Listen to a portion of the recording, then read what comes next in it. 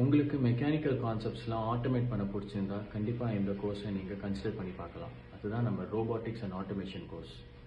இதை புரிஞ்சுக்கிறது ஒரு சிம்பிள் எக்ஸ்பெரிமெண்ட் சொல்கிறேன். நம்ம வீட்டில் இருக்க கேட்டு வண்டி வந்தால் ஆட்டோமேட்டிக்காக ஓப்பன் ஆகி க்ளோஸ் பண்ணுறதுக்கு டிசைன் பண்ணுறது தான் ரோபோட்டிக்ஸ் அண்ட் ஆட்டோமேஷன்.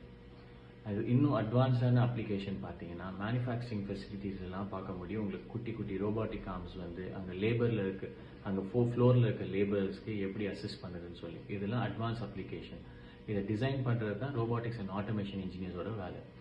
ஸோ உங்களுக்கு ஃபிசிக்கலான திங்ஸ் பிடிச்சி, டெக்னாலஜி பிடிச்சி, ரியல் வேர்ல்ட் ப்ராப்ளம்ஸ், இந்த டெக்னாலஜி, இந்த ஹார்ட்வேர்ஸ், சாஃப்ட்வேர்ஸ்லாம் வச்சு ஒரு சொல்யூஷன் பண்ணுறதுக்கு உங்களுக்கு இன்ட்ரெஸ்டிங்காக இருக்குதுன்னா டெஃபினட்டாக இதை நீங்கள் கன்சிடர் பண்ணலாம் இந்த கோர்ஸை. அதே மாதிரி ஃப்யூச்சர் ஃபுல்லாகவே ஆட்டோமேஷனாக ஆக போகிறதுனால இது நல்ல ஸ்கோப்பும் இருக்குது.